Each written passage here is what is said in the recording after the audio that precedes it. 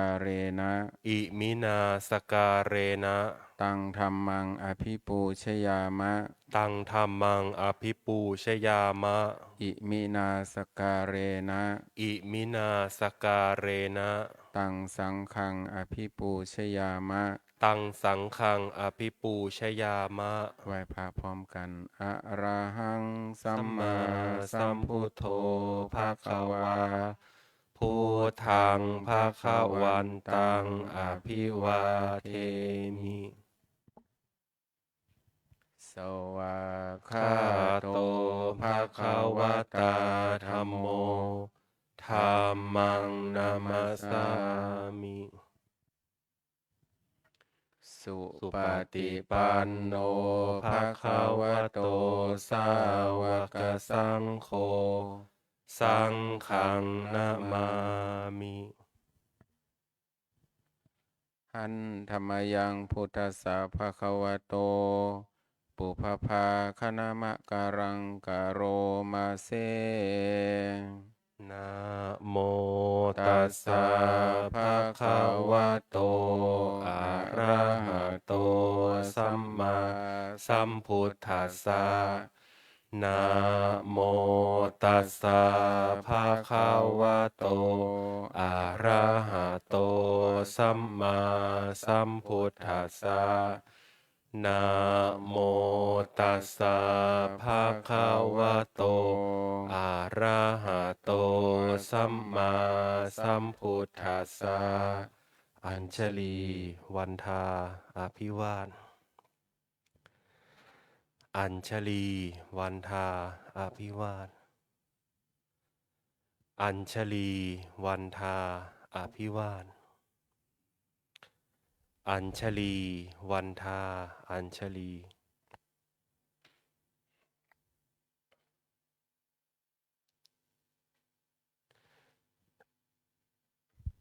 ขอนิมนต์พระภิกษุสงฆ์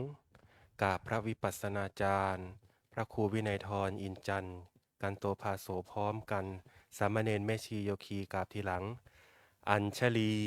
วันทาอภิวาทอัญชลีวันทาอภิวาทอัญชลีวันทาอภิวาทอัญชลีวันทาอัญชลีขอนิมนต์สามเณรขอเชิญแม่ชีโยคีกับท่านพระอาจารย์พร้อมกันค่ะอัญชลีวันทาอาภิวาทอัญชลีวันทาอาภิวาทอัญชลีวันทาอาภิวาทอัญชลีวันทาอัญชลี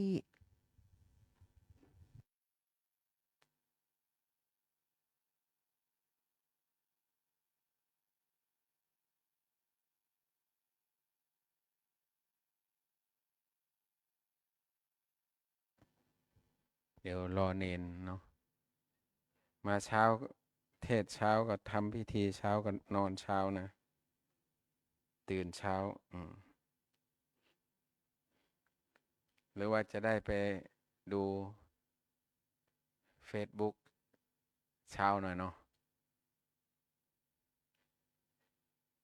เทศเช้าเทศไวก็จบไว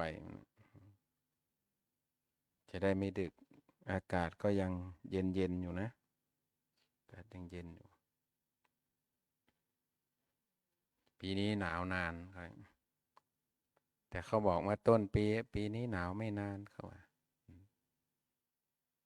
ส่วนกับที่เขาพยากรณ์กันเนาะแต่หนาวแต่ก็ยังเป็นหน้าหนาวอยู่นะจนถึงมีนานั่นนะจะหมดฤดูหนาว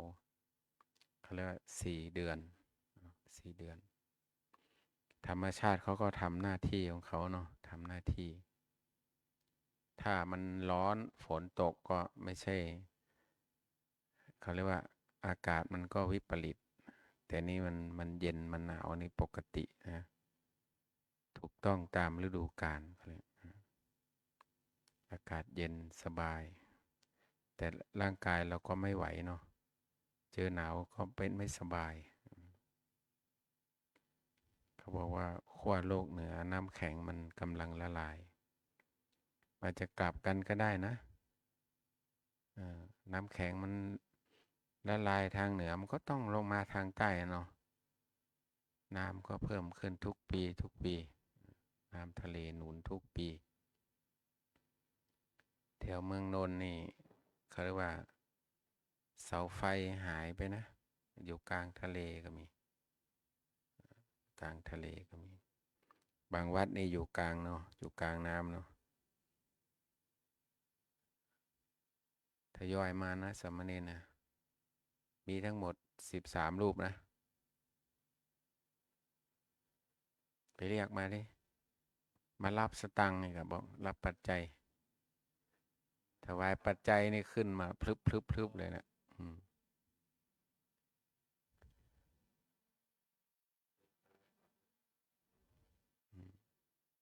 ถ้าไม่มาละโดนปรับท่านต้อมบอกปรับองค์ละ100ใช่ไหมช่วงนี้เนนรวยเนี่ย เนนจะถูกปรับนะไม่ขึ้นมาสมาทานศีลนี่ถูกปรับเข้ากองกลางนะกองกลาง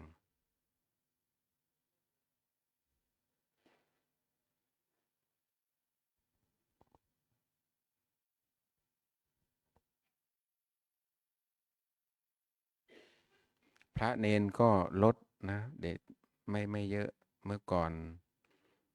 เมื่อ10 ปีที่แล้วนี่มีเป็น30แล้วนะวัดลำเปิงนะพระมีเนน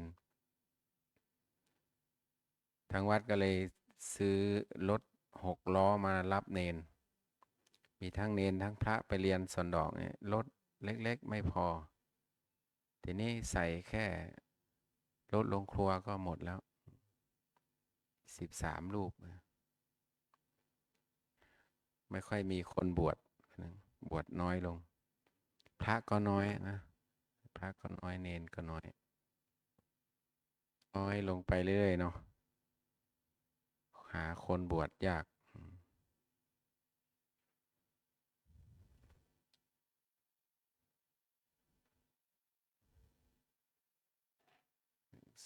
3 4 5 6 7 8 9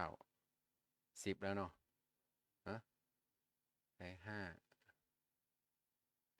6 7 8 9 10 11เหลืออีก2 รูป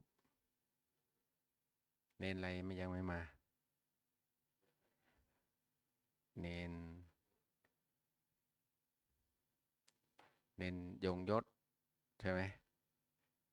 ยงยศยังไม่มาแล้วก็เนนอะไรฮะพานาก็ยังไม่มา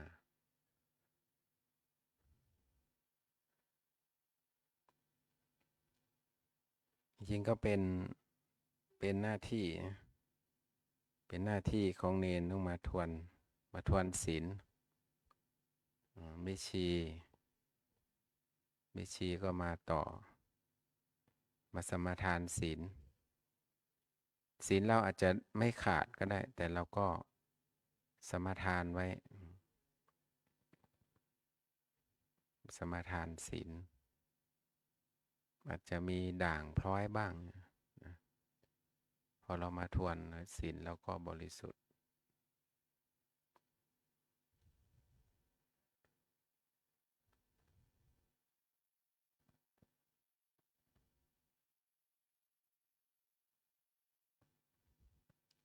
เน้นใส่ได้ไหม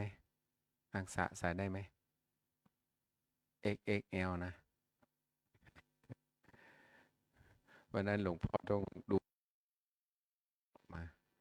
พี่เลี้ยงเอายื่นให้เป็น XL ธรรมดาไม่ได้ XL สามเณรมาครบแล้วนิมนต์ฟังเทศก็ฟังให้จบนะใช่รับศีลแล้วกูไปนะหักคนละ100เหมือนเดิมเตรียมตังค์ไว้คนละ100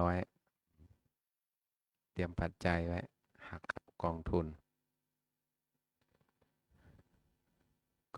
สามเณร นิมนต์ให้ศีลเน้นมีใครนิมนต์ขึ้น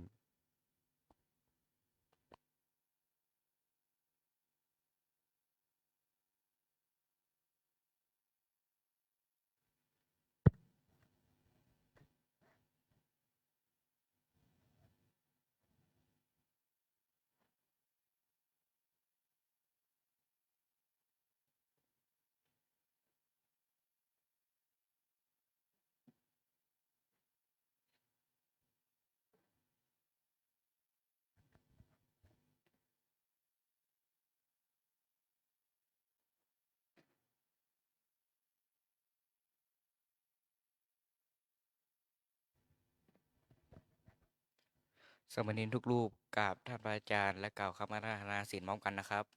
อัญชลีวันทาอัญชลีวันทาอัญชลีวันทาอัญชลีวันทาอัญชลีมะยังพันเตสรณะสีลังยาจามะทุติยามปีมะยังพันเตสรณะสีลังยาจามะตาติยามปีมะยังพันเตสรณะสีลังยาจามะ นะโมตัสสะภะคะวะโตอะระหะโตสัมมาสัมพุทธัสสะนะโมตัสสะภะคะวะโตอะระหะโตสัมมาสัมพุทธัสสะนะโมตัสสะภะคะวะโตอะระหะโตสัมมาสัมพุทธัสสะ นะโมตัสสะภะคะวะโตอะระหะโตสัมมาสัมพุทธัสสะนะโมตัสสะภะคะวะโตอะระหะโตสัมมาสัมพุทธัสสะนะโมตัสสะภะคะวะโตอะระหะโตสัมมาสัมพุทธัสสะ ยะมหังวทามิตังวเทหิ อามะพันเต พุทธังสารนังคัจฉามิ พุทธังสรณังคัจฉามิ ธัมมังสารนังคัจฉามิ ธัมมังสรณังคัจฉามิ สังฆังสารนังคัจฉามิ สังฆังสรณังคัจฉามิ ทุติยัมปิพุทธังสารนังคัจฉามิ ทุติยามปีพุทธังสรณังคัจฉามิ ทุติยัมปิธัมมังสารนังคัจฉามิ ทุติยามปีธัมมังสรณังคัจฉามิ ทุติยัมปิสังฆังสารนังคัจฉามิ ทุติยามปีสังฆังสรณังคัจฉามิ ตติยัมปิพุทธังสารนังคัจฉามิ ตาติยามปีพุทธังสรณังคัจฉามิ ตติยัมปิธัมมังสารนังคัจฉามิ ตาติยามปีธัมมังสรณังคัจฉามิ ตติยัมปิสังฆังสารนังคัจฉามิ ตาติยามปีสังฆังสรณังคัจฉามิ ติสรณะขมนังนิธิตัง อามะพันเต ปานาติปาตาเวระมณี ปานาติปาตาเวรมณี อทินนาทานาเวระมณี อาทินาทานาเวรมณี อพรหมจริยาเวระมณี อาภัมมจริยาเวรมณี มุสาวาทาเวระมณี มุสาวาทาเวรมณี สุราเมระยะมัชฌะปมาทัฏฐานาเวระมณี สุราเมรยามัชฌะปมาทฐานาเวรมณี วิกาละโภชนาเวระมณี วิการะโภชนาเวรมณี นัจจะคีตะวาทิตะ วิสูกะทัศนาเวระมณี นาจาคีตะวาทิตะวิสุกะทัสนาเวรมณี มาลาคันทะวิเลปนะทารณะมันดนะวิภูสนัฏฐานาเวระมณี มาลาคันทาวิเลปนะทารานะมันดานาวิภูสนัฏฐานาเวรมณี อุจจาสยนะมหาสยนาเวระมณี อุจจาสยนะมหาสยนาเวรมณี ชาตะรูปะระชตะปฏิฆหนาเวระมณี ชาตารูปารัชตะปฏิฆานาเวรมณี อิมานิทัสสะสิกขาปทานิสัมมาทิยามิ อิมานิทัสสะสิกขาปทานิสัมมาทิยามิ อิมานิทัสสะสิกขาปทานิสัมมาทิยามิ อิมานิทัสสะสิกขาปทานิสัมมาทิยามิ อัญชลีวันทาอัญชลีวันทาอัญชลีวันทาอัญชลีวันทาอัญชลี ขอเชิญแม่ชีโยคีนั่งคุกเข่าค่ะกราบพระสมทานศีลพร้อมกันค่ะ อัญชลีวันทาอภิวาทอัญชลีวันทาอภิวาทอัญชลีวันทาอภิวาทอัญชลีวันทาอัญชลีมยังพันเตติสรเนนะสหอัฏฐศีลานิยาจามะทุติยัมปิมยังพันเตติสรเนนะสหอัฏฐศีลานิยาจามะตติยัมปิมยังพันเตติสรเนนะสหอัฏฐศีลานิยาจามะ นะโมตัสสะภะคะวะโตอะระหะโตสัมมาสัมพุทธัสสะนะโมตัสสะภะคะวะโตอะระหะโตสัมมาสัมพุทธัสสะนะโมตัสสะภะคะวะโตอะระหะโตสัมมาสัมพุทธัสสะ นะโมตัสสะภะคะวะโตอะระหะโตสัมมาสัมพุทธัสสะนะโมตัสสะภะคะวะโตอะระหะโตสัมมาสัมพุทธัสสะนะโมตัสสะภะคะวะโตอะระหะโตสัมมาสัมพุทธัสสะ พุทธังสรณังคัจฉามิ พุทธังสรณังคัจฉามิ ธัมมังสรณังคัจฉามิ ธัมมังสรณังคัจฉามิ สังฆังสรณังคัจฉามิ สังฆังสรณังคัจฉามิ ทุติยัมปิพุทธังสรณังคัจฉามิ ทุติยัมปิพุทธังสรณังคัจฉามิ ทุติยัมปิธัมมังสรณังคัจฉามิ ทุติยัมปิธัมมังสรณังคัจฉามิ ทุติยัมปิสังฆังสรณังคัจฉามิ ทุติยัมปิสังฆังสรณังคัจฉามิ ตติยัมปิพุทธังสรณังคัจฉามิ ตติยัมปิพุทธังสรณังคัจฉามิ ตติยัมปิธัมมังสรณังคัจฉามิ ตติยัมปิธัมมังสรณังคัจฉามิ ตติยัมปิสังฆังสรณังคัจฉามิ ตติยัมปิสังฆังสรณังคัจฉามิ ติสรณะคัมนังนิธิตัง นะพันเต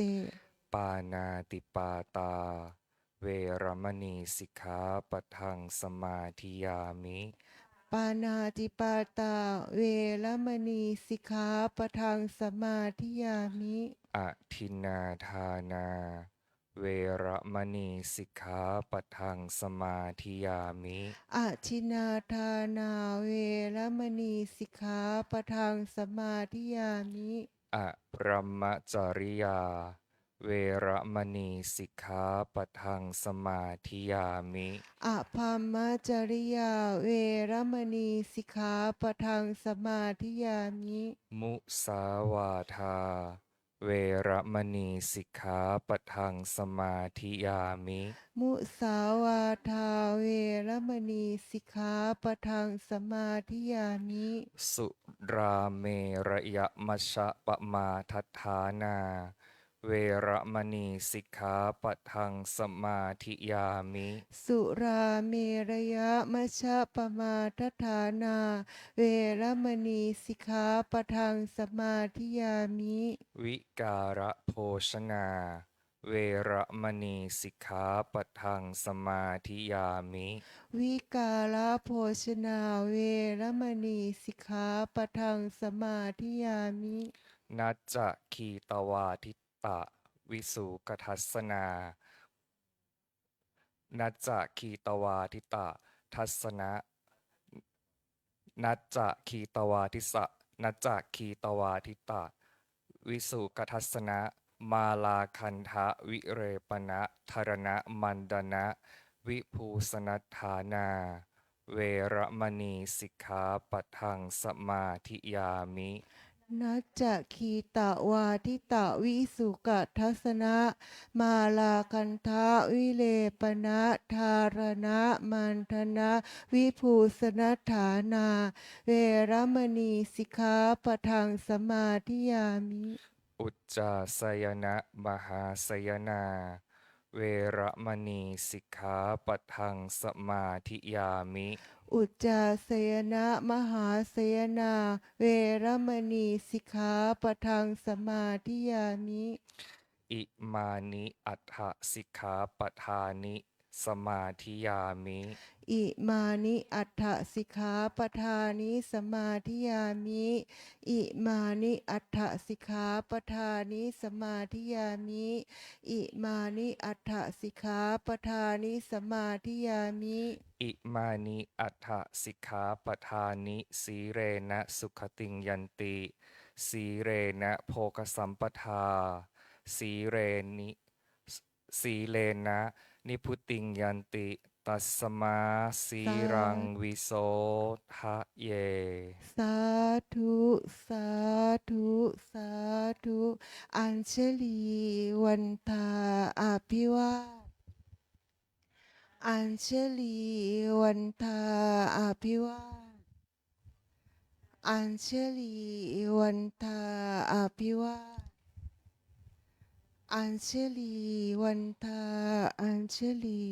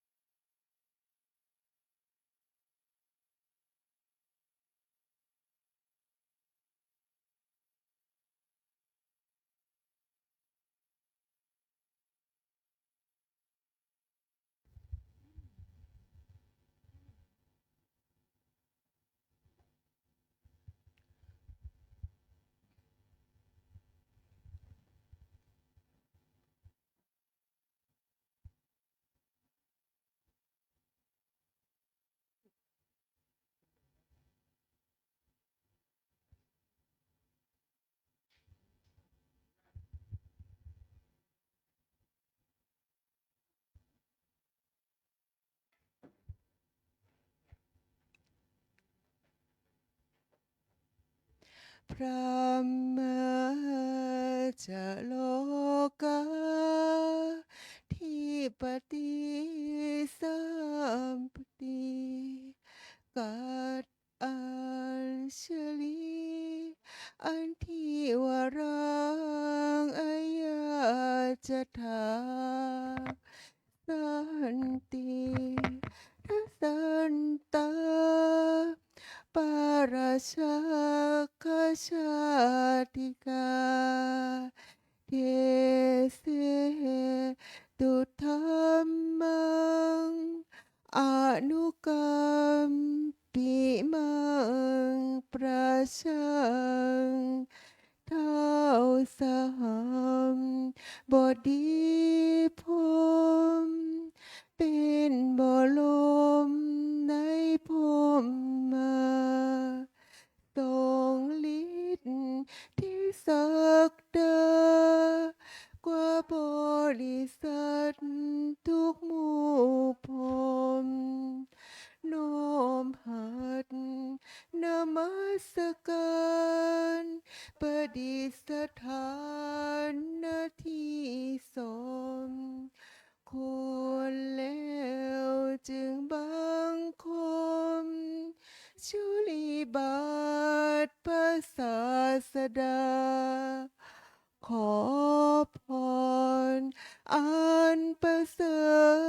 ฐวลาเลิศมโหฬารปวงสัตว์ในโลกากิเลสน้อยก็ยังมี ขอองค์พระจอมปัดสุธรรมาตอนุจี ประชานี้ท่านจงโปรดแสดงธรรมนิมนต์ท่านเจ้าขาผู้ปีชาอันเลิศล้ำโปรดแสดงพระสัทธรรมเทศนาประวัติเพื่อให้สำเร็จผลแด่ปวงชนบรรดานี้สบสุขเกษมศรีสมดังเจตนาเถิดอาราธนังกะโลมะ นะโมตัสสะภะคะวะโตอะระหะโตสัมมาสัมพุทธัสสะนะโมตัสสะภะคะวะโตอะระหะโตสัมมาสัมพุทธัสสะนะโมตัสสะภะคะวะโตอะระหะโตสัมมาสัมพุทธัสสะกาเลนะธัมมัสสวนังเอตัมมังคลมุตตมันติขอความนอบน้อมของข้าพเจ้าจงมีแด่พระรัตนตรัยสวัสดีเพื่อนสาธมิกทุกท่านเจริญพรมายังสามเณรลีน้องสามเณรและภิกษุณีและโยคีผู้มาปฏิบัติธรรมทั้งหลายวันนี้ก็เป็นวันโกนเนาะวันโกนวันนี้พอดีหลวงพ่อท่านไม่อยู่ท่านไปนั่งท่าสบายเนาะนั่งท่าสบายนะฟังธรรมนั่งท่าสบายสามารถขยับได้นะขยับแข้งขาได้ท่านไปศาสนกิจไปเผาเขาเรียกไปประชุมเพลิงหรือว่าเผาศพเนาะเผาศพพระผู้ใหญ่วันนี้มีสองที่มีที่วัดพระบาทตากผ้ากับวัดบวกครกแถวสันกำแพงเนาะบวกครกประชุมเพลิงวันนี้เขาบอกว่าถ้าโยมไม่อยากตายนะโยมผู้ชายนะมาบวชเป็นพระเนาะพระไม่ตายนะมีไหมพระตายพระมรณภาพเนาะโยมเนาะเขาไม่เรียกพระตายนะพระมรณภาพถ้าไม่อยากตายก็มาบวชพระเนาะบวชเป็นพระพระไม่ตายมรณภาพวันนี้เราก็มาฟังธรรมตามการเวลานะเพราะว่าของวัดเราจะมีทุกวันโกนวันโกนวันพระทำมาสมัยหลวงปู่แล้วเมื่อ 4-50 ปีที่แล้วเนาะที่หลวงปู่ได้มาบุกเบิกที่วัดลำเปิงเมื่อปี 2517 18ที่มากับหลวงปู่ก็คือหลวงตาบัญญัตินะท่านบวชที่วัดเมืองมางท่านก็มาอยู่ที่วัดลำเปิงจนถึงมรณภาพเมื่อปี 38เขาจะเป็นพระบุกเบิกกับหลวงปู่รุ่นแรกๆของวัดลำเปิงนะเป็นวัดร้างเขาเนี่ยวัดร้างก็เจริญมาเรื่อยๆจนหลวงปู่ได้มาเป็นเจ้าอาวาสแล้วก็ย้ายไปที่จอมทองปัจจุบันก็หลวงพ่อดูแลแทนเพราะว่าหลวงปู่สร้างคนเนาะสร้างคนไว้สร้างวัตถุไว้ด้วยแล้วก็สร้างคนเนี่ยศาสนาของเราก็มีศาสนาบุคคลเนาะมีพระพุทธเจ้าเป็นต้นศาสนาธรรมก็คำสั่งสอนเดี๋ยวนี้บุคคลพระเจ้าไม่อยู่ก็ตัวแทนของพระองค์นะคือคำสั่งสอนเขาเรียกว่าศาสนาพิธีศาสนาธรรมโดยเฉพาะศาสนาบุคคลก็สำคัญนะถ้าศาสนาสถานที่มีแต่ไม่มีบุคคลอยู่เนาะเหมือนประเทศมาเลเซียเนี่ยนะเจดีย์นี้สวยนะเขาถ่ายมาให้ดูนะโบโลพุทโธอะไรที่เขาบอกเขาไปเที่ยวดูกันแต่คนพุทธก็ยังมีอยู่นะคนพุทธมีแต่ไม่มีพระ ไม่มีพระ แต่มีโยมนับถือพุทธอยู่ แต่เป็นคนประเภท3เนาะเขาเรียกว่าอยู่ในสังคมเขาก็ไม่ให้เกียรติเท่าไหร่ เพราะแถวนั้นมันเป็นอีกศาสนาหนึ่ง แต่ก็ไม่มีศาสนบุคคลคือมีพระสงฆ์ดูแลเนาะพระสงฆ์ดูแลเหมือนบ้านเราหรือว่าประเทศพม่าบ้างเขมรบ้างลาวบ้างเนาะมีพระสงฆ์อยู่ ก็เป็นที่ให้ธรรมะกับญาติโยมเขาเรียกว่าศาสนาไม่ตายยังอยู่ อันเรามาก็มาร่วมกันปฏิบัติธรรมนะเพราะว่าพระพุทธศาสนาฝากพระพุทธศาสนาไว้กับพุทธบริษัท4เนาะมีภิกษุภิกษุณีอุบาสกอุบาสิกาตอนนี้บ้านเราเมืองเราก็เริ่มมีภิกษุณีนะเขาเรียกภิกษุณีก็บวชจากศรีลังกาบ้างบวชจากเมืองจีนบ้างเพราะบ้านเรามันยังไม่บวชยังไม่ได้บวชให้ก็บวชแล้วก็มาอยู่ได้มันก็ยังแปลกตาอยู่เนาะยังแปลกตาคนบางคนก็สงสัยจริงๆมีในพระไตรปิฎกนะพระไตรปิฎกก็ยังกล่าวไว้ว่ามีภิกษุภิกษุณีอุบาสกอุบาสิกาเขาก็ไม่ได้ลบนะไม่ได้ลบออกจากพระไตรปิฎกไม่ได้บอกว่าไม่มีภิกษุณีแล้วเขาชำระกี่ครั้งมันก็ยังมีอยู่นะยังมีอยู่ในพระไตรปิฎกยังกล่าวถึงอยู่ก็คือผู้หญิงนั่นแหละบวชเป็นพระภิกษุณีก็แล้วคนแรกก็คือพระพี่นางเนาะพระพี่นางของพระน้านางไม่ใช่พี่นางน้านางเป็นน้าแม่เลี้ยงเนาะนางมหาประชาบดีเป็นแม่เลี้ยงนี่เขาเรียกว่าพระพุทธองค์น่าจะได้เสวยน้ำนมด้วยเนาะเพราะว่าน้องของพระองค์ก็ไล่ๆกันนะ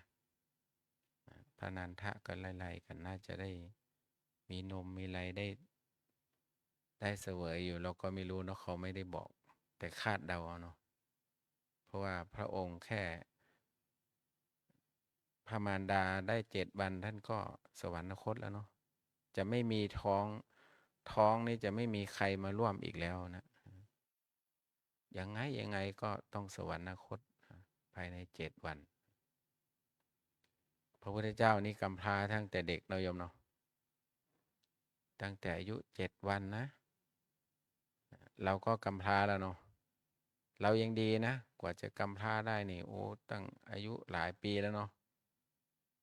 หลายปีแต่พระองค์นี่7 วันเองนะไม่นานอันเรามาที่นี่เราก็มาประพฤติปฏิบัติวันนี้เราที่วัดเราก็ได้สมาชิกเพิ่มมาอีก2 รูปเนาะมีพระบวชวันนี้อีก2 รูปนะบวชนานกี่วันไม่รู้หลวงพี่บวชกี่วันฮะ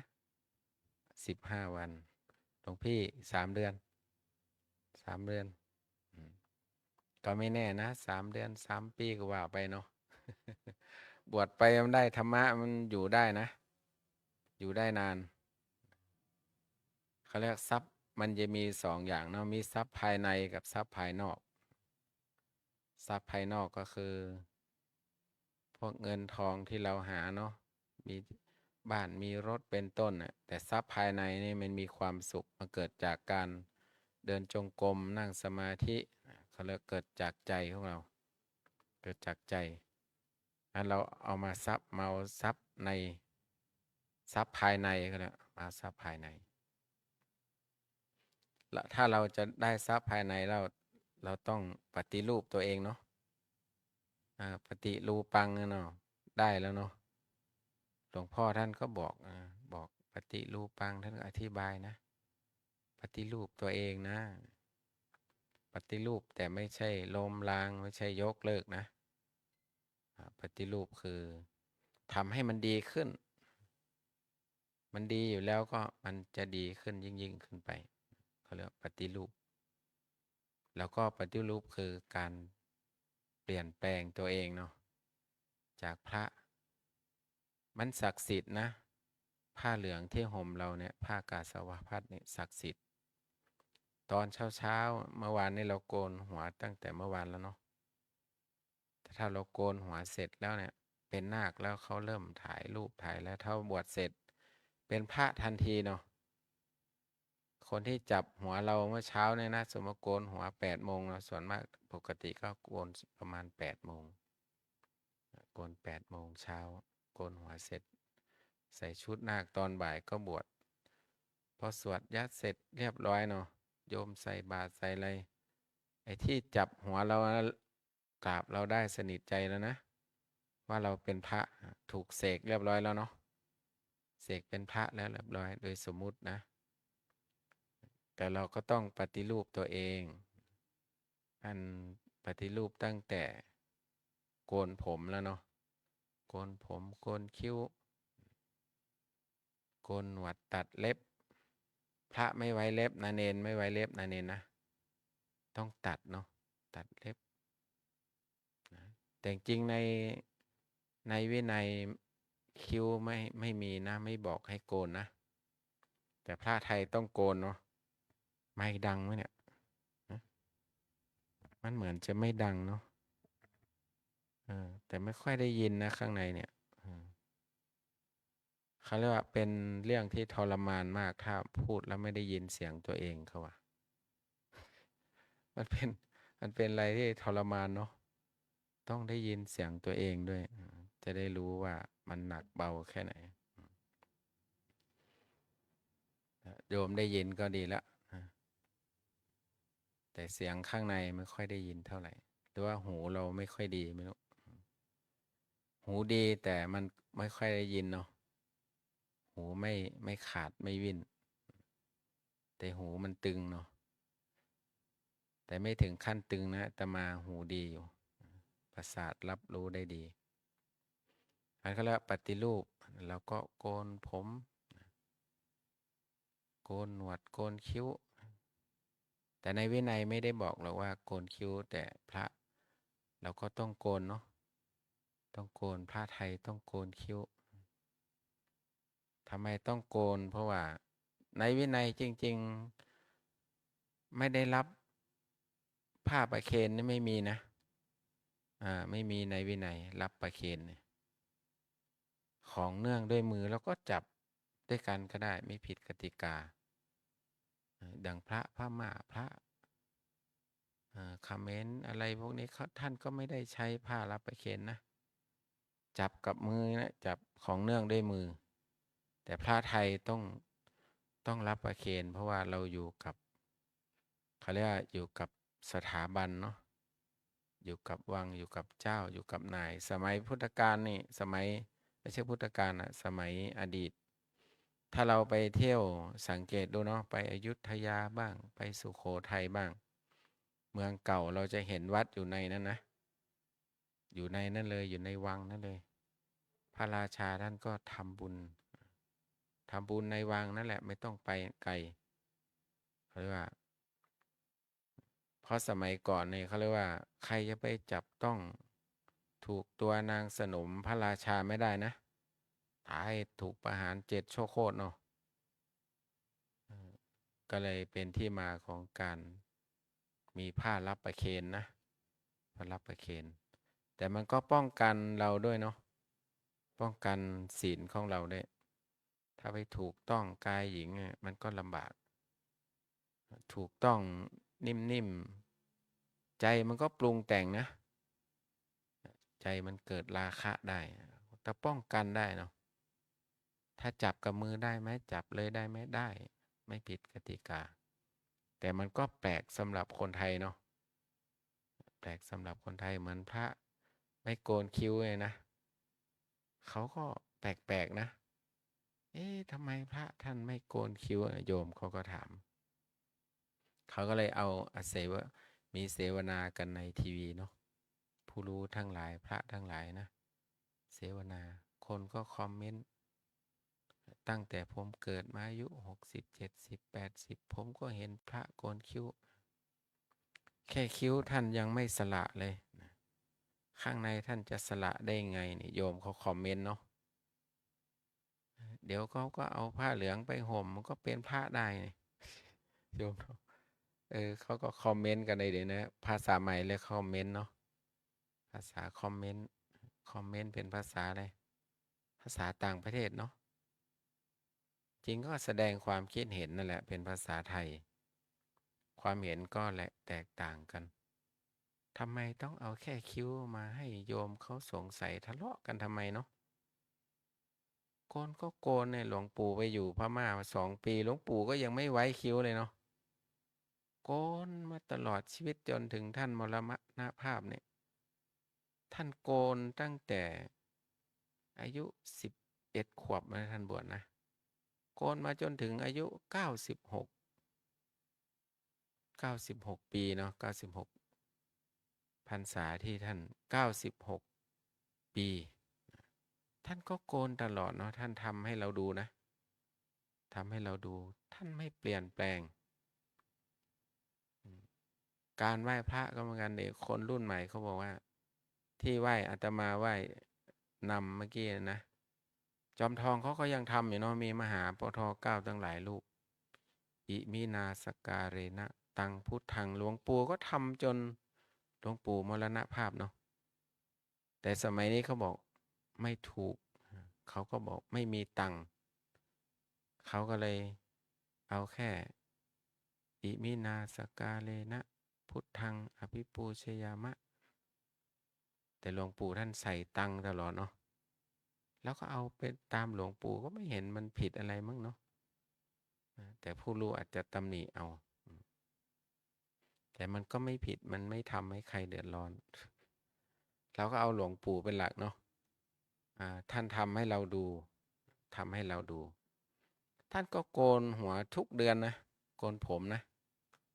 ไม่ได้โกน15 วันนะในวินัยนี้ให้2 นิ้วเนาะท่านมหาเนาะแต่เราก็เดือนหนึ่งก็ประมาณนิ้วหนึ่งมีที่นี่มีท่านมหาท่านก็อุตส่าห์มาปฏิบัติที่วัดของเราได้ท่านก็มาเขาเรียกว่ามีความรู้มีความสามารถทางเขาเรียกว่าพระพุทธศาสนาก็เรียกว่าธุระของพระภิกษุมี2 อย่างคันธธุระกับวิปัสสนาธุระท่านยิ่งได้ท่านมาหามาปฏิบัติได้นี่โอ้มันเขาเรียกว่ามันแน่นเนาะบาลีท่านก็เก่งปฏิบัติก็เก่งนี่บางครั้งเราชมท่านในใจนะมหาบางองค์โอ้พูดธรรมะเอาการปฏิบัติไปพูดเลยยกบาลีมาเป็นข้อเนาะมันได้อารมณ์เขาเลยมันได้อารมณ์ท่านก็อนุโมทนานะได้มาปฏิบัติพืชปฏิบัติเขาเรียกว่ามาทำวิปัสสนาหน้าที่ของเราก็คือ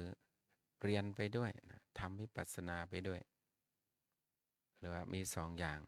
ปฏิรูปตัวเองก็คือการเปลี่ยนแปลงเนาะตั้งแต่เครื่องนุ่งห่มเสื้อผ้าที่เราเคยใส่เราก็ไม่ใส่ละเราก็มาใส่สีเหลืองชุดเหลืองชุดผ้ากาสาวพัสนั้นเราก็ปฏิรูปตัวเองนะจากที่เคยดื่มก็ไม่ดื่มจากที่เคยสูบก็ต้องเลิกเนาะหักดิบเลยนะบุหรี่นะหักดิบปฏิรูปแล้วเนี่ยเนาะทำไมถึงบอกเมื่อก่อนก็ตอนเป็นบ้านเราคนบ้านเราก็เคยสูบเนาะบุหรี่ทั้งบุหรี่ทั้งเหล้าก็เคยกินพอเราเข้ามาวัดเราก็ต้องเลิกหมดนะวางมันไว้ที่ปากประตูวัดเนาะไม่เอามันเข้ามาด้วยเลิกได้ก็เลิกเพราะว่าเราต้องหักดิบต้องปฏิรูปตัวเองปฏิรูปปังเนาะแล้วก็สาธุผมจะทำตามนี้ ทำตามที่นี่เพราะว่าบวชแล้วต้องปฏิรูปเราทำแค่15 วันเราก็ได้บุญแล้วนะปฏิบัติจริงๆจังๆเลยเนาะ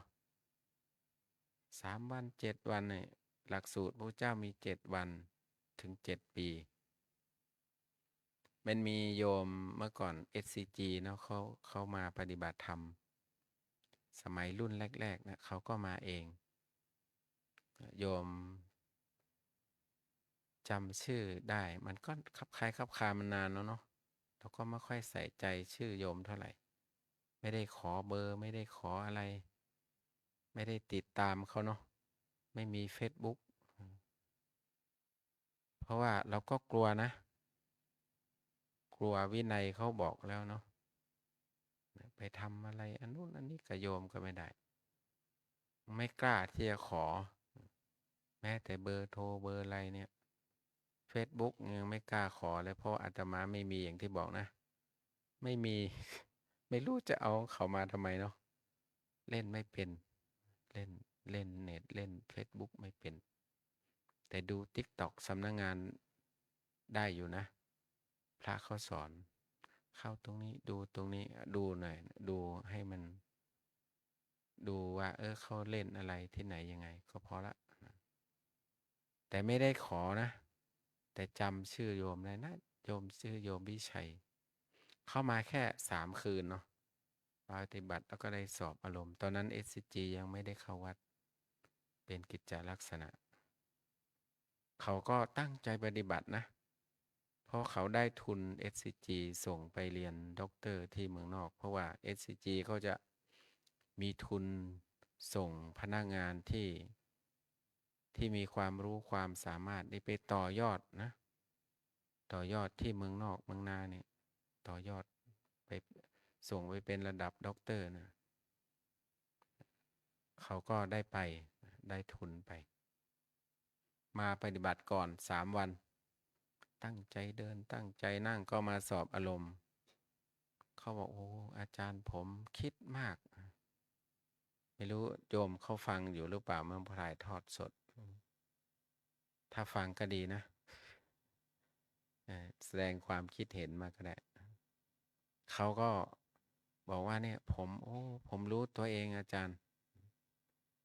เพิ่งรู้ว่าเอาแต่ใจตัวเองนะเขาว่านี่อันนี้ก็ขออนุญาตเอาความลับเขามาพูดให้โยมฟังหน่อยนึงประโยมจะได้ตั้งใจปฏิบัติเขาบอกโอ้ยความคิดมันเกิดขึ้นมาเยอะมากความคิดตัวเองนะเห็นความรู้สึกตัวเองเห็นความโกรธเห็นความไม่พอใจความหงุดหงิดนึกถึงแม่บ้านนะสงสารแม่บ้านเนาะเราตัวเองเอาแต่ใจตัวเองแม่บ้านทำอะไรไม่ถูกใจไม่ทันใจโกรธนะด่าว่าเขานะพอมาปฏิบัตินี่เห็นนะเห็นกิเลสโอ้เห็นมากต่อไปจะไม่ทำแล้วเขาว่าเขาดีกับเรามากเลยแต่เรานี่ไม่ดีเนาะเพิ่งมารู้ตัวอยู่คนเดียวเลยนะพอเขาตั้งใจปฏิบัตินะตั้งใจเดินจงกรมนั่งสมาธิของใหม่มันไปไล่ของเก่าออกพอมันรบกวนสมาธิก็อยากปฏิเสธนะยิ่งปฏิเสธมันยิ่งออกยิ่งปฏิเสธยิ่งออกโยมเขาบอกโอ้เห็นความไม่ดีตัวเองมากเลยอาจารย์แค่เข้ามาแค่3 วันนะเขาเห็นอะไรเห็นกิเลสตัวเองเนาะเห็นความไม่ดีตัวเองเห็นความไม่ดีเขาบอกโอ้ต่อไปจะไม่ทำแล้วอาจารย์เขาว่าแค่3 วันเนี่ยถ้าเราตั้งใจทำจริงๆเราก็ได้นะได้ธรรมะกลับบ้านเนาะแต่เราไม่รู้ระยะหลังในโยมเข้ามาหรือเปล่าพอเข้ามา ระยะหลังเขาก็ไปสอบอารมณ์กับหลวงพ่อเจ้าวาดแล้วก็ไม่ได้ไปติดใจอะไรเพราะว่าเขาเป็นโยคีเขาวัดลำเปิงเนาะไม่ได้เป็นโยคีอาตมานะไม่ได้เป็นโยคีฉันนะโยคีวัดโยคีวัดลำเปิงเราเป็นลูกศิษย์วัดลำเปิงเป็นลูกศิษย์พระพุทธเจ้าเนาะเป็นลูกศิษย์คนเดียวกันมีครูบาอาจารย์คนเดียวกันเราก็พยายามไม่ยึดนะไม่ยึด ไม่ยึดมั่นถือมั่น เราเป็นปุถุชนเราต้องใช้ความพยายามไม่ไปยึดติดสิ่งที่มันทำให้เราเป็นทุกข์อาตมาไปได้ธรรมะเคยบอกบ่อยๆเนาะบนธรรมะเนาะมันอ่านแล้วมันกินใจเลยเป็นบทที่มาเตือนสติตัวเองนะมีหลวงพ่อที่เชียงรายท่านเขียนไว้ในบทสวดมนต์ของท่านนะขอมาได้มาเมื่อไหร่โยมเห็นโยมก็ขอไปเนาะก็เลยให้โยมไปบทสวดมนต์ของโยมของหลวงพ่อท่านก็เขียนไว้นะสิ้นหวังเสียเถิดท่านทุกนั้นจะดับไปแล้วก็มาพิจารณาดูโอ้ถ้าเรามีหวังเราก็มีทุกข์นะโยมเนาะมีไหมมีหวังก็มีทุกข์นะหลวงพี่ทั้งหลายเนาะถ้าเรามีหวังเราก็มีทุกข์เราก็พยายามสิ้นหวังเราจะได้สิ้นทุกข์ถ้าเรามีหวังเราก็มีทุกข์หวังน้อยๆนะจะไปหวังมากเขาเรียกว่าสิ้นหวังเสียเถิดท่านทุกข์นั้นจะดับไปถ้าเรามีหวังเราก็ยังมีทุกข์อยู่เนาะทำยังไงเราจะสิ้นหวังได้เราก็ต้องทำใจนะประพฤติปฏิบัติถ้าเรารู้แล้วโอ้ถ้าจิตเราไปเกาะไม่เราเริ่มทุกข์เราก็ต้องถอยนะต้องถอยออกมาเดี๋ยวมันเข้าลึกเข้าดึกมันจะทำให้เจ้าของไม่สบายจิตมันจะเศร้าหมองอันนะถ้าเราติดเยอะเราก็ทุกข์เยอะติดเยอะก็ทุกข์เยอะอันพยายามไม่ติดมันโยมถามอาตมาแล้วโยมเขาก็สงสัยนะสงสัยว่าอาจารย์สอบอารมณ์คนเยอะๆอาจารย์ไม่เครียดเหรอมีแต่เรื่องมาบอกบางคนเรื่องตั้ง10 ปีนะเอามาบอกเนาะเอาอาจารย์นอกเรื่องได้ไหมได้โยมไม่มีปัญหาอยากคุยก็คุยมาฟังได้หมดทุกเรื่องเว้นเรื่องเดียวเรื่องยืมตังค์เรื่องยืมตังค์นะโอ้ยบางคนมาขอยืมตังค์นะบอกไม่มีมันเป็นตังค์วัดนะดูแลให้วัดนะตังค์อย่างอื่นมีแต่ตังค์ยืมไม่มีเขาเรียกว่ารถขายผักมาเลยเขียนไว้เนาะอาตมาชอบอ่านนะชอบตาหาเรื่องมันก็เขียนไว้นะรักจังตังห้ามยืมมันวะมันเขียนไว้ ถ้ายืมแล้วเป็นไงเสียทั้งเพื่อนเสียทั้งเงินเนาะยืมแล้วไม่เห็นหน้าเห็นตามันมาหาเรานะมันหายต่อมเลยเนาะไม่หายไปเลยนะทอไม่ให้ยืมนี่เห็นหน้ากันบ่อยนะเขาเรียกว่ายืมไม่ค่อยดีโยมก็คุยแล้วก็ฟังแล้วก็ปล่อยวางไม่ได้เก็บไว้เนาะแก้ปัญหาบอกไปแล้วก็จบแค่นั้นไม่ได้เก็บมาใส่สมองเขาเลยเราก็ต้องปล่อยอะถ้าไม่ปล่อยโอ้โหเต็มสมองเนาะเรื่องคนนู้นเรื่องคนนี้สภาวะอันนู้นอันนี้เนาะไม่มีในสมองไม่ติดในหัวอาตมานะ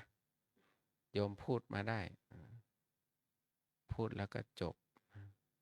ไม่ได้ไปบอกโอ้โยมคนนี้เป็นอย่างนั้นเป็นอย่างนี้ไม่มีนะโยมนะเขาว่าปล่อยเขาเรียกว่าได้มาก็ปล่อยไปไม่ไปเก็บมันไว้เนาะโยมคุยโยมก็สบายใจแล้วสบายใจแล้วก็พอละเขาต้องบอกว่าตามดูจิตของตัวเองนะตามดูจิตตัวเองดูได้แล้วก็ปล่อยวางวางได้แค่ไหนก็วางเนาะวางไม่ได้ก็ฝึกใหม่นะแต่ทดสอบหลายรอบนะถ้าเราฝึกจิตเนี่ยแล้วว่าเราจะทำสติให้มั่นคงพยายามจะไม่โกรธมันชอบมีคนมาลองของนะไม่แย่ยั่วให้เราเนาะเผลอนะเราชอบเผลอสติพูดไปโอ้สอบไม่ผ่านเนาะต้องฝึกบ่อยๆนะต้องฝึกบ่อย ฉะนั้นในพระไตรปิฎกนี่พระพุทธเจ้าท่านอยู่ที่วัดเชตวันนี่กี่ปีท่านต้อมได้อ่านไหมประวัติพระเจ้าจำพรรษาอยู่นั่นกี่ปีไม่เจอเนาะเจอไหม19 ปีนะเยอะที่สุดที่วัดเชตวันพระเจ้าจำพรรษาที่นั่นเยอะกว่าที่อื่น19 พรรษาเนี่ยเขาเรียกว่าจะมีเรื่องเทวดาบ้างอะไรบ้างมาถามพระพุทธเจ้าที่นั่นนะวัดเชตวันก็มีเขาเรียกว่าท้าวสักกะเทวราชมาถามพระพุทธเจ้าเขียนมาเหมือนกันการลืมบางครั้งมันลืมมันนึกไม่ออกนะเขาเรียกว่าพระสูตรคัตตวาสูตรคัตตวาก็คือฆ่าเนาะมันเป็นคอละครังนะอันนี้แปลเอาเองเนาะไม่รู้ถูกหรือเปล่าเดานะคัตตวาสูตรเขาเรียกว่ามีเทวดานะเนาะพระพรหมนะครับท้าวสักกะบางที่ก็เรียกพระพรหมเราก็เรียกเทวดาบางที่เรียกพระอินทร์เนาะตัวเขียวๆเนาะพระอินทร์แต่ในตำราเรียกท้าวสักกะท่านก็พอลงมาทีนี่โอ้แสงจะสว่างนะแต่ว่าสว่างสวัยเต็มวัดเชตวันเลยท้าวสักกะเสด็จลงมาเนี่ยก็มาถามธรรมะพระพุทธเจ้าส่วนมากเทวดาถามเยอะนะเขายืนเนาะยืนในส่วนข้างหนึ่งเขาเรียกว่าคารวะเสร็จเรียบร้อยแล้วยืนก็ถามธรรมะเนี่ยยืนเขาเรียกว่ายืนหรือว่านั่งที่พอสมควรไม่ใกล้เกินไปไม่ไกลเกินไปไม่ตรงหน้าเกินไปไม่อยู่ข้างหลังไม่อยู่เหนือลมเนาะข้าวไหว้พระพุทธเจ้านะอยู่เหนือลมก็จะเหม็นนี่กลิ่นเหงื่อเนาะเหม็นใส่พระเจ้าใกล้เกินไปก็ไม่ได้ว่าให้ได้พอดีมีในพระไตรปิฎกนะพอสมควรพอดีท้าวสักกะท่านก็ถามนะถามว่าการฆ่าอะไรเนาะถึงมีความสุขฆ่าอะไรถึงมีความสุขถ้าเราพูดง่ายๆเนาะพระสมณะโคดมเขาเรียกพระสมณะโคดมก็มีนะในพระไตรปิฎกนะพระสมณะโคดมพระองค์ได้สอน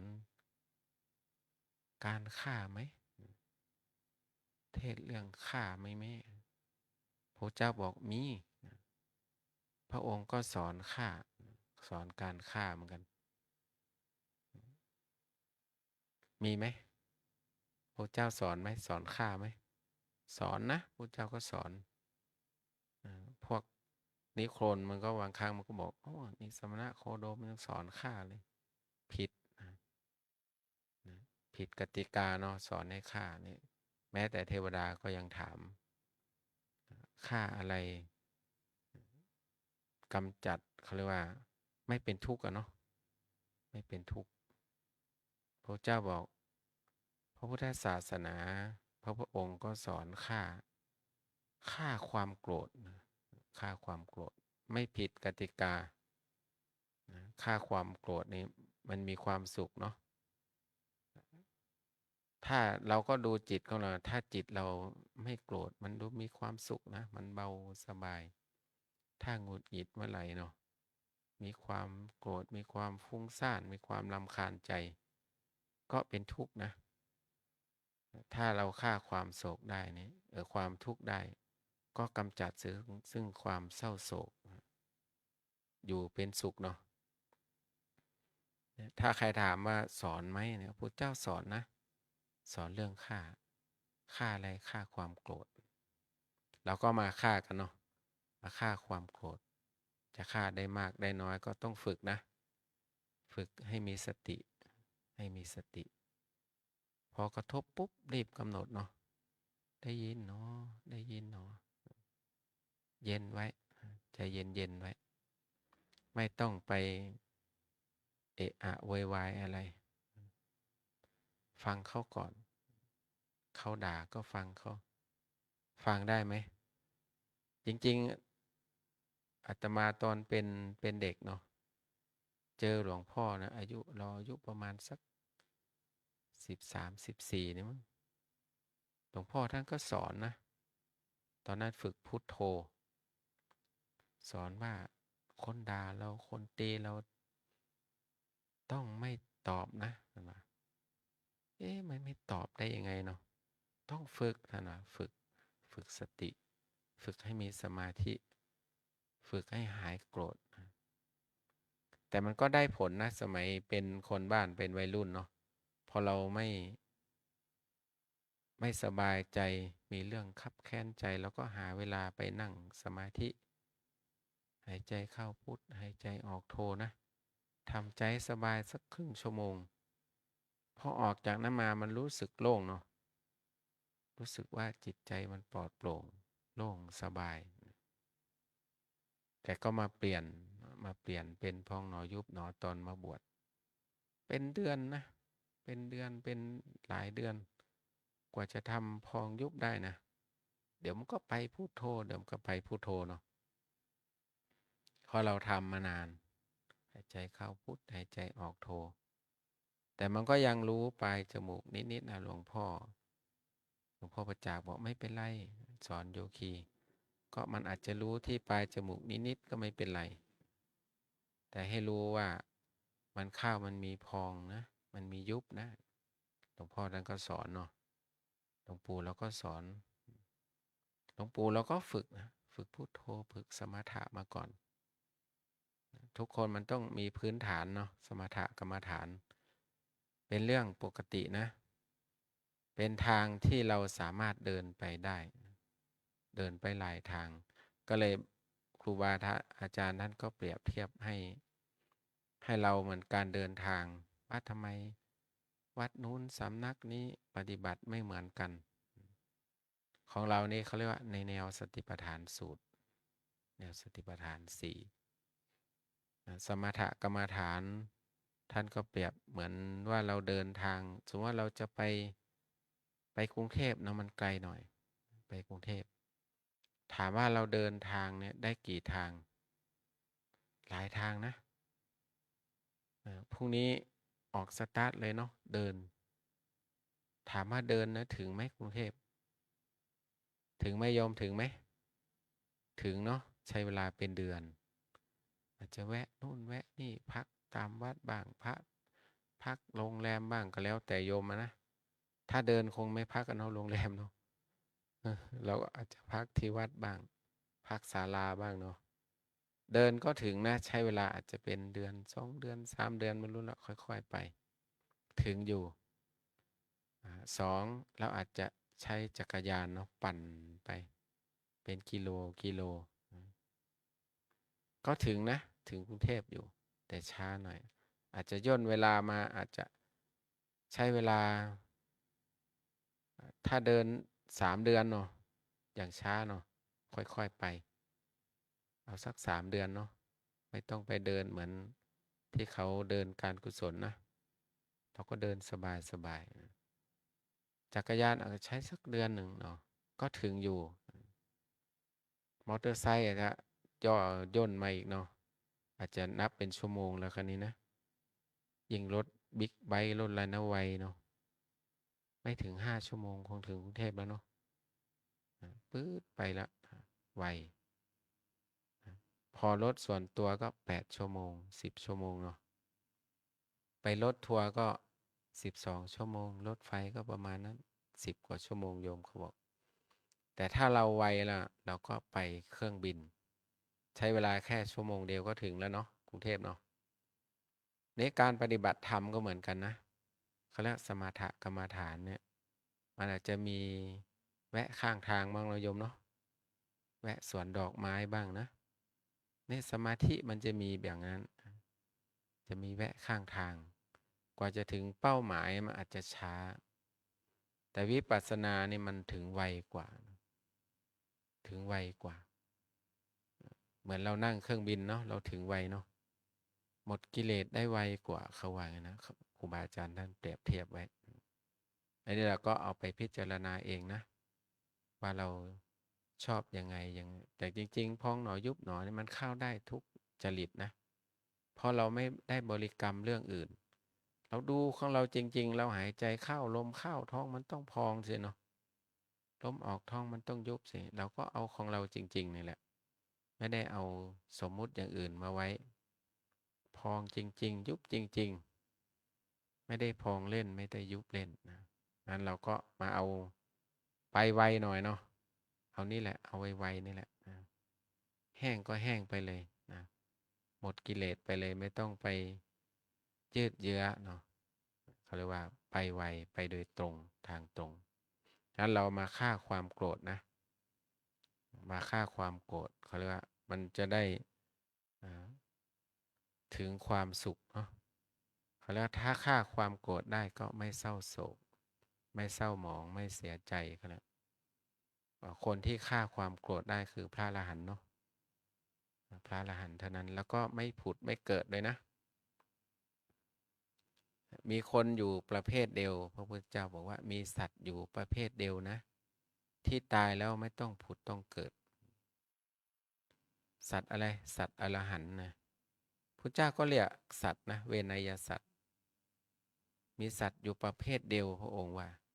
สัตว์อรหันต์เท่านั้นทำไมถึงเรียกสัตว์เนาะเราเป็นคนนะเรียกเราสัตว์ได้ไงพระพุทธเจ้าบอกเวนยสัตว์ก็คือเรามีลักษณะเหมือนกันหมดเลยมีความหิวเหมือนกันเนาะมีความเขาเรียกว่ากินก็กินเหมือนกันนะมีความหิวมีความอยากมีความกลัวเหมือนกันเนาะเหมือนกันหมดเลยแต่พระอรหันต์ท่านไม่กลัวเลยไงหิวก็ไม่หิวเหมือนพวกเรากลัวอะไรกลัววัฏฏะสงสารนะไม่ได้กลัวตายเนาะกลัวการเกิดนะท่านได้เป็นพระอรหันต์ได้ท่านกลัวไม่เหมือนเราหิวก็ไม่เหมือนเราเนาะแต่เป็นพระอรหันต์แล้วท่านก็ไม่กลัวแล้วไม่กลัวตายแล้วแต่กลัวอะไรกลัวคนจะทำบาปกับท่านนะถ้าใครไปด่าพระอรหันต์เนี่ยท่านกลัวท่านสงสารสงสารคนสงสารในตำรานี่ลองไปอ่านดูเนาะโอ้น่ากลัวห้ามประมาทเนาะห้ามประมาทห้ามไปว่าให้พระหนุ่มพระน้อยนะในตำรามีนะข่าวหน้าค่อยมาเคยเล่าทิ้งแล้วอันเขาเรียกว่ามีคนอยู่ประเภทเดียวที่ตายแล้วไม่ต้องเกิดต้องผุดต้องเกิดพวกเรานี่เกิดอยู่แล้วเนาะเขาจะแช่งชักหักกระดูกยังไงแล้วก็เกิดอยู่ดีนะโยมนะโยมพยายามอย่าไปโกรธเขาก็แล้วกันอาตมาก็พยายามไม่โกรธนะถ้าเขาแช่งนี่พยายามจะไม่โกรธมองให้มันเป็นบวกก็โอ้เขาให้พรเราเนาะเขาให้เราเป็นอะไรเป็นพระอรหันต์นะโยมนะแต่เรายังไม่ได้เป็นเนาะขอให้ท่านตายแล้วไม่ต้องผุดต้องเกิดนะโยมเนาะที่รีบสาธุเนาะสาธุสมพรปากนะสมพรปากนะยุคุณนะเขาด่าเราอย่าไปโกรธพยายามนะเราต้องบอกว่าพยายามอย่าไม่โกรธถ้าโกรธเรารีบกำหนดนะโกรธเนาะโกรธเนาะไม่พอใจเนาะต้องกำหนดให้ทันเจริญสติกำหนดให้ทันต้องฝึกบ่อยๆหลวงพ่อที่ว่าเนี่ยแต่ท่านก็มรณภาพไปแล้วนานละ40 กว่าปีแล้วนะท่านบอกว่าต้องฝึกบ่อยๆนะฝึกบ่อยๆฝึกไม่ให้มันโกรธบ่อยๆนะท่านบอกเขาว่าให้เราก็ฝึกไว้นะต้องฝึกเขาด่าเราก็ต้องฝึกนะแต่เราก็พยายามฝึกถ้าเราไม่ฝึกเราถูกกระทบเราก็จะขึ้นนะขึ้นเราก็ทดสอบจิตเราได้เนาะบางครั้งมีคนมาบอกนะมีคนว่าให้ท่านนะมีพระองค์นั้นว่านะเราก็ฟังเฉยๆพยายามปล่อยเราก็ดูจิตเราอ๋อจิตเราเป็นยังไงบ้างพอได้ยินแล้วเรารู้สึกยังไงสมัยอาตมาเมื่อก่อนอะอยู่เอาเรื่องอดีตมาเล่าเนาะแก่แล้วเนาะ เมื่อก่อนนี่จัดเคยทำมาหมดแล้วในวัดเลยนะ รับบวชสอนนาคขานนาคจัดห้องพักให้โยมให้โยคีให้พระอยู่โอ้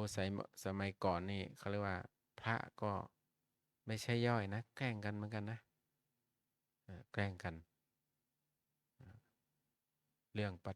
จจัยนี่เนาะมีโยมตอนนี้ท่านก็เสียแล้วเมื่อก่อนแม่ท่านมาเมื่อ30 กว่าปีก็50 บาทนี่โอ้มีคุณค่านะโยมนะ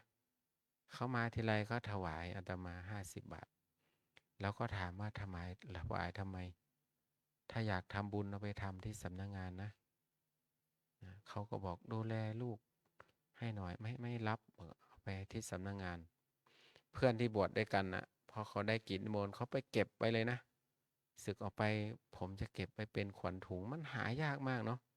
เมื่อ40 ปีที่แล้วไม่ได้มีกิจนิมนต์เยอะขนาดนี้นะได้50 บาทเลยท่านเก็บเป็นขวัญถุงเลยนะยังเจอกันเป็นบางครั้งอยู่ท่านยังเป็นโยมแล้วตอนนี้เราก็เป็นคนตรงๆเนาะบางครั้งเขาพูดขวัญผ่าสร้างเขาก็ไม่ค่อยชอบเขาก็พยายามทำลายอาตมานะเมื่อก่อนนี่สมัยก่อนนี่เอาพวกมาปฏิบัติธรรมเอามาปฏิบัติธรรมแล้วเอาตังค์ให้นะเอาตังค์ถวายล่อเราเนาะล่อเอาตังค์มาถวายนี่คุยอดีตเผื่อพระสมัยใหม่นี่ทำงานจะได้เอาไปเป็นตัวอย่างเนาะเป็นประสบการณ์เขาก็ให้ตังค์นะแต่เราไม่เอาเราไม่รับบอกคุณให้ค่าห้องใช่ไหมบางคนจัดห้องให้อย่างดีโอ้โหถวายเนาะเขาคิดว่าบางคนนี่ให้เหมือนให้อยู่โรงแรมนะให้ค่าห้องนะพอไปคุยแล้วเราเสียเลยนะเสร็จเลยเข้าทางเขาเรามารู้อีกทีหนึ่งมีพระมาบอกเขาพยายามทำลายหลวงพี่นะเอาพวกมาเอาตังค์มาให้อยู่ห้องก็เอาตังค์มาให้ถวายถ้ารับปุ๊บเป็นเรื่องเลยนะถึงขั้นนี่ใส่ร้ายป้ายสีกันนะเมื่อก่อนเนาะโอ้เราก็ว่ามันก็มีแต่คนนั้นเขาก็สึกไปละสึกไปเรียบร้อยแล้วแต่ก็ไม่มีอะไรเขาก็เราเพิ่งมารู้อันเขาเรียกว่าเราทำหน้าที่ของเราเนี่ยบางคนเขาก็คิดว่าเราทำห้องจัดห้องดีเอาเงินให้เอาเงินถวายแต่ไม่ได้คิดว่าถวายเพราะอะไรส่วนตัวเนาะถวายค่าห้องต้องถามนะเพราะว่าเราอยู่กับพระผู้ใหญ่เราก็ได้ความรู้มีหลวงตาบัญญัติท่านสอบอารมณ์ชาวต่างประเทศคนไทยท่านจะถามนะโยมถวายตังค์ถวายส่วนตัวหรือว่าถวายบำรุงวัดท่านถามเลยนะถ้าถวายส่วนตัวก็ท่านจะจดไว้แต่ถ้าบำรุงวัดโยมก็ไปที่สำนักงานนะไม่ต้องเอาถวายอาตมาหลวงปู่หลวงตาบัญญัติจะถามเลยถามเราก็ได้เนาะป้องกันตัวเองได้ดีมากเงินทองเนี่ยเนาะเลยเดี๋ยวนี้คุยอีกนิดหนึ่งเพราะว่าพระก็เลยเดือดร้อนนะหลวงพ่อหลวงพี่เป็นเจ้าวาดนี่ทำเนตทำอะไรไม่ได้เนาะเดี๋ยวนี้ทางการสำนักพุทธเขาสัมภากระให้พระรับต้องลงบัญชีรับเท่าไหร่จ่ายเท่าไหร่เข้าไปในเน็ตส่งไปให้สัมภากระเดือดร้อนกันเป็นทั่วประเทศพระบางรูปอยากจะลาออกเจ้าวาดลาออกจากตำแหน่งไม่อยากมีตำแหน่งเนาะเพราะเดือดร้อนใครทำให้เดือดร้อนพระผู้ใหญ่ทั้งหลายเนี่ยโดยเฉพาะสีกากอบจัดการนี่นะเดือดร้อนกันน่าดูปวดหัวน่าดูนะคนมันจะทุจริตมันจะทำผิดกฎหมายเอาอะไรมันไม่ได้หรอกเนาะมันไม่ซื่อสัตย์เนี่ยทำยังไงมันก็จะทำผิดอยู่ดีได้เดือดร้อนก็น่าดูนะนี่เล่าประสบการณ์ให้ฟังพระที่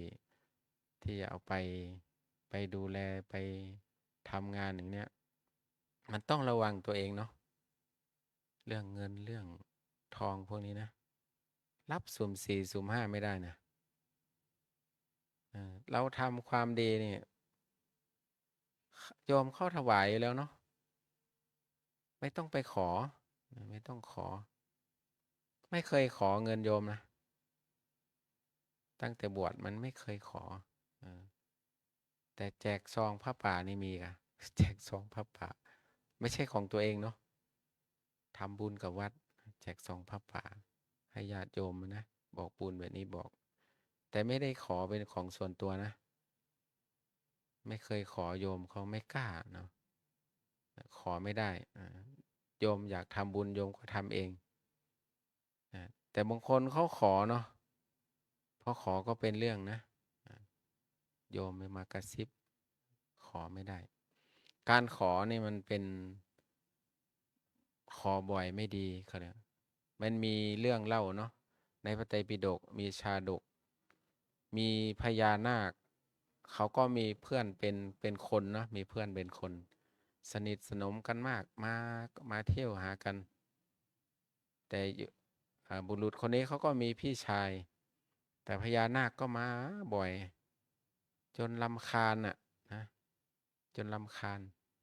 ไปปรึกษาพี่ชายว่าเอ๊ะรำคาญนาคมาหาบ่อยนะทำยังไงจะไม่ให้มันมาหาเนาะก็เลยพี่ชายก็ไม่ยากหรอกขอสิขออะไรพี่นะขอเกล็ดก็ได้ขออะไรก็ได้ขอถ้าพญานาคก็ให้เนาะเพราะว่าสนิทสนมรักกันขอก็ให้เกล็ดขออันไหนก็ได้หมดก็ยังมาอยู่เนาะเพราะมันติดใจมันคุยกันเข้าท่ายังมาอยู่นะขออะไรของหงอนเขาเลยมันมีอันเดียวเนาะหงอนเนาะพญานาคโอ้โหขอเกินไป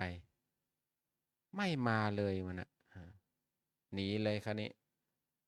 มานพนี่ก็เหงาเหมือนกันนะพอพญานาคไม่มาก็เหงาตอมใจเนาะเพราะว่าขอจนน่าเกลียดขอเยอะไม่ดีอันนี้เรื่องเงินเรื่องทองต้องระวังนะปัจจัยเนี่ยเพราะว่าประสบมากับตัวเองอันนี้คุยประสบการณ์เนาะมันสามารถทำลายกันได้นะบางครั้งพระเขาก็ไม่ได้เป็นพระอย่างที่บอกว่าผ้าเหลืองมันห่มตัวเราแล้วมันเป็นพระทันทีเนาะกว่าเราจะเป็นพระได้ไม่ใช่ใช้เวลาวัน2 วันนะเป็นปี10 ปีอาตมาก็ยังไม่ได้เป็นพระนะโยมนะก็ยังเป็นปุถุชนคนธรรมดาอยู่เป็นยังมีกิเลสอยู่นะโยมนะอย่ามายั่วกิเลสนะโยมนะ ยังมีกิเลสอยู่ไม่ได้เป็นพระอรหันต์นะเป็นพระปุถุชนธรรมดานี่แหละ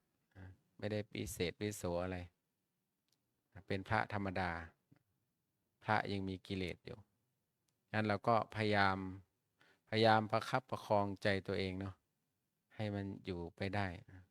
ล่อมันไปเรื่อยๆเนาะอาจจะอยู่อีก10 ปี20 ปีเราก็ไม่ทราบได้อาจจะอยู่อีกคืนนี้อาจจะไม่อยู่ก็ได้มันไม่แน่นะคนเรานะ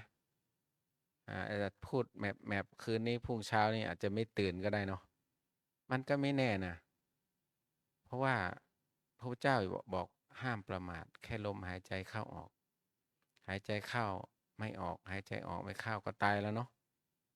งั้นไม่ประมาทเอาที่ทำทุกวันเนี่ยก็คือบอกโยมบอกให้พระบ่อยๆเนาะไม่รู้ใครเอาไปใช้หรือเปล่าก่อนเราจะนอนเราก็นั่งสมาธิก่อนแล้วก็แผ่เมตตาขอให้ข้าพเจ้ามีความสุขตอนนี้ไม่มีแล้วแม่ไม่อยู่แล้วก็ให้แม่ไปภพภูมิที่ดีก็ให้ญาติพี่น้องให้ครูบาอาจารย์ผู้มีพระคุณทั้งหลายนะเจ้ากรรมนายเวรคนที่คิดร้ายเป็นศัตรูกับเราก็ขอโหสิกรรมเขาเราก็ไม่รู้ว่าพรุ่งนี้เราจะได้ตื่นหรือเปล่าเนาะเราก็ทำที่ใจของเรานะทุกคืนที่เรานอนเราต้องทำเป็นประจำเนาะส่งจิตไปให้คนที่ทำบุญกับวัดลำเปิงบ้าง วัดที่เราบอกบุญไปบ้างก็นึกได้ก็แผ่เมตตาให้เขาไป แต่บางคนเขาก็แปลกนะ ใจมันถึงเขาหรือเปล่าไม่รู้ฝันถึงอาจารย์เขาอะเออ ฝันทำไมบอกไม่รู้นะฝันก็อยู่ก็ความฝันธรรมดานะจะฝันบ่อยนะบอก โยมเนาะห้ามเหงานะโยม มีเหมือนกันนะโยมเขาโทรมาหาอาตมานะ โทรมาโหลมีอะไรไหม เขาบอกเหงาเขาว่าเราก็เหงาคือเรื่องของมึง ไม่ใช่เรื่องกู เหงาก็กำหนดสิโยมดีได้มีกรรมฐานหลวงปู่บอกให้นะ ไม่งั้นนี่ตายเลยนะโยมไม่รู้จะเอาคำพูดที่ไหนไปบอกโยม โยมเหงาโยมก็กำหนดสิเหงาก็กำหนดทำไมต้องโทรมาหาพระ มันไม่รู้จะไปคุยกับใครเขาว่าคุยกับพระแล้วสบายใจ เราก็ไม่ได้คุยอะไรกับเขาแล้วฟังเขาอย่างเดียว เพราะว่าพระคุยอะไรไม่ได้เนอะโยมเนาะคุยไปก็เป็นเรื่องอีกเดี๋ยวนี้เขาอัดเทปไปหมดนะ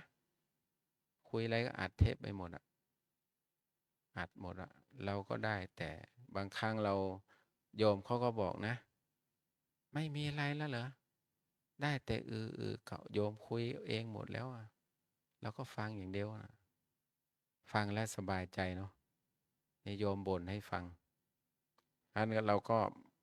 ต้องระวังใจตัวเองมากนะถ้าเป็นพระเนาะหลวงพี่หลวงพ่อทั้งหลายนะต้องระวังครับดูจิตตัวเองดูใจตัวเองวันนั้นโยมเขาก็คุยนะไปไปที่มชเนี่ยได้ไปปีแรกเนาะเขานิมนต์ไปเจริญชัยมงคลคาถารับปริญญาอาจารย์นั้นก็ทำงานมชมาตลอดชีวิต70เขายังทำที่นั่นอยู่เขาก็บอกเขาแลกไลน์กันเขาก็หันมาหาเราเนาะหลวงพี่มีไลน์ไหมเขาว่าไม่มีเราบอกไม่มีบอกไม่มีดีแล้วเราก็เลยบอกว่าไม่มีไลน์อาตมาไม่มี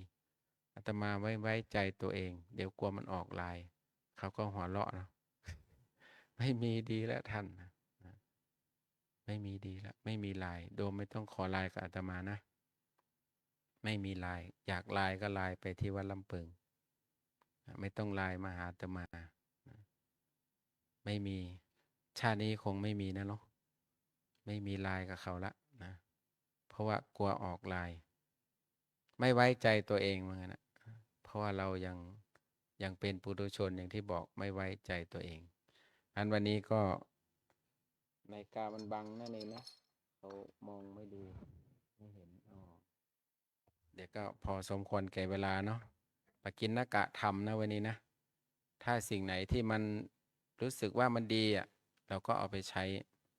ไอ้ที่ไหนมันไม่ดีมันไม่เข้าหูก็ไม่ต้องเก็บไปหนักอกหนักใจนะเอาวางไว้ในปนอุโบสถนี่เนาะไม่ต้องเก็บไปไม่ต้องเก็บไปอาตมาพูดแล้วอาตมาก็ไม่ทุกข์ละแต่คนที่เก็บไปทุกข์นะช่วยไม่ได้นะเป็นเรื่องของโยมเป็นเรื่องของพระฟังแล้วก็อันไหนดีก็เอาอันไหนไม่ดีก็เอาทิ้งไว้ตรงนี้แหละไม่ต้องเก็บไปทุกข์นะวันนี้แสดงพระธรรมเทศนาปกิณกะธรรมก็พอสมควรแก่เวลาก็สมมุติยุติคงไว้แต่เพียงเท่านี้เอวังก็มีด้วยประกาศนี้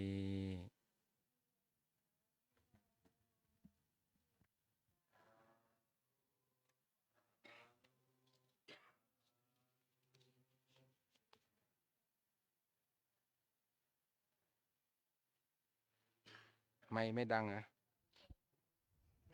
อาหังพุทธังจะธัมมังจะสังฆังจะสรณังคตาอุปาสิกตังเทเสสิงภิกขุสังฆสะสามุขาเอตังเมสรณังเขมังเอตังสรณมุตตมังเอตังสรณมะคะมะสัพพะทุกขาภมุญเจเลยถากรังกระยหังสัมมาสัมพุทธศาสนังทุกขานิสรณเสวะภาคีนิสังอนาคเต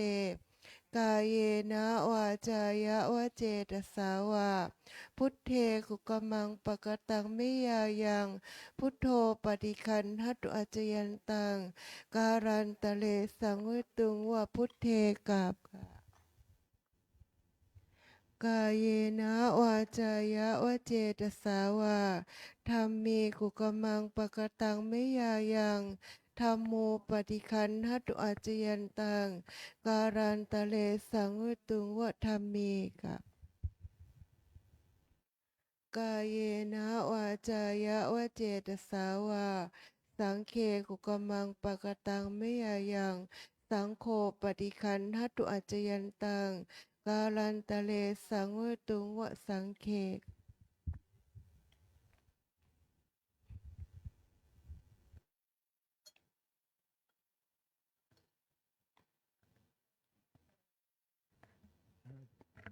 จริงๆยังไม่อยากลงนะเพราะมันยังไม่หายชา บางคนโยมบอกทำไมพระเทศนาน มันยังไม่หายชาต้องนั่งเป็นชั่วโมงเลยนะเดี๋ยวลงไปนะเสียเขาเรียกเสียฟอร์มเนาะ ลงธรรมาสน์แล้วกระเพกกันเสียฟอร์มนะพระเลยเทศนานหน่อย เป็นชั่วโมงหายชาแล้วนะอืมแต่ไม่ชาหรอกมันยังไม่ถึงเวลา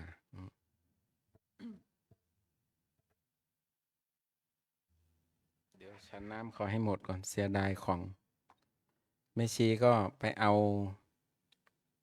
ชาดอกพยอมที่ท่านโจนะเอามาชงวันโกนเนี่ยชงถวายหลวงพ่อเจ้าวาดบ้างปีนี้เก็บได้3 ถุงเนี่ยเดี๋ยวจะให้แม่ต่อมซื้อถุงซิปมาใส่แล้วเอาแจกโยคีไปชงที่บ้านเนาะไปชงทานชาพยอมนะช่วยบำรุงหัวใจมีประโยชน์เยอะนะมีอยู่3 ถุงเดี๋ยวจะเอาใส่ถุงน้อยให้โยมไปทานที่บ้านนะเราไปหาข้อมูลได้เนาะข้อมูลในเน็ตมีนะ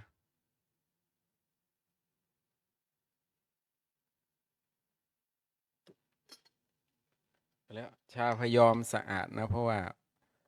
ท่านโจกับท่านเอกท่านเอาเขาเรียกว่ามันคล้ายๆแสลมเนาะเก็บไม่ให้มันตกกับพื้นเราไม่ได้เก็บกับพื้นมันไม่สะอาดเป็นขนแมวบ้างเป็นขี้ฝุ่นบ้างเนี่ยเอาไปตากไว้บนห่อไตรนะสะอาด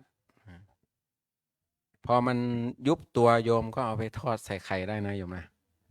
อร่อยใส่ไข่ก็อร่อยเขาเรียกว่าอาตมากินหมดละฉันหมดละอันไหนที่เขาบอกลองหมดไม่เหลือแม้แต่ยาพระพุทธเจ้านั่นเนาะพระใหม่เนาะวันนี้หลวงอาจารย์ท่านก็ให้นะอุปชานะฉันยาดองด้วยน้ำมูลเน่ามีพระที่ไหนทำบ้างในนี่อาตมาทำเรียบร้อยแล้วดองเรียบร้อยฉันเรียบร้อยดองจนไม่ชีในวัดในบอกเอาอะไรดองไว้ให้เขาไม่กล้านะ จานดองของตัวเองหรือเปล่านะไม่ได้ดองบอกของใครของมันนี่เจ็บคอก็เช้ามาก็ฉัน1 แก้วไม่ผิดกติกาถ้าไม่ดีพระเจ้าคงไม่บอกนะไม่บอกหรอกเดี๋ยวนี้เราก็มีแผนไทยแผนปัจจุบันหลวงพ่อก็บอกเนาะเดี๋ยวนี้มีแผนไทยแผนปัจจุบันเราก็ไม่จำเป็นต้องไปทำนะมันยุ่งยากมันเน่าจริงๆนะเหม็นจริงๆโหแต่พระท่านบอกว่าทุบมะขามป้อมใส่หน่อยหนึ่งใส่ถ้าเราดองไประยะหนึ่งนะเอามะขามป้อมทุบใส่กลิ่นมันจะหอมท่านว่าลองดูเข้าท่าดีเหมือนกันใช้ได้เอามะขามป้อมให้ใครก็ไม่กล้ากินเราต้องฉันคนเดียวเนาะอย่าดองเลยน้ำมูเน่าลองต้องทำนะพระเจ้าสอน4 อย่างต้องทำถ้าไม่ทำก็เราก็ไม่เชื่อพระพุทธเจ้าเนาะไม่เชื่อพระเจ้าเราไปเชื่อใครไม่ดีพระองค์คงไม่ตัดนะ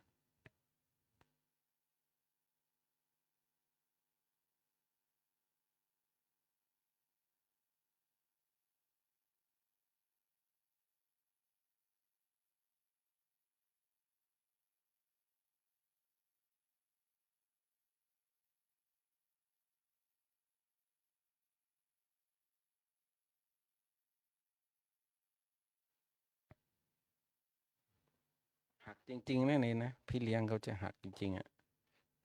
เอาเราไหว้พระพร้อมกันเนาะอะระหังสัมมาสัมพุท โธ โธ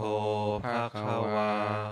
พุทธังภะคะวันตังอภิวาเทมิ สวากขา คา โต โต ภะ ภะ คะ คะ ว ว ตา ตา ธั ธั ม ม โม โมธัมมังนามัสสามิ สุปาติปั ปั น น โน โน ภะ ภะ คะ คะ ว วะ โต โต สา สาว ว ว ก ก สังโฆ สังฆังนะมามิ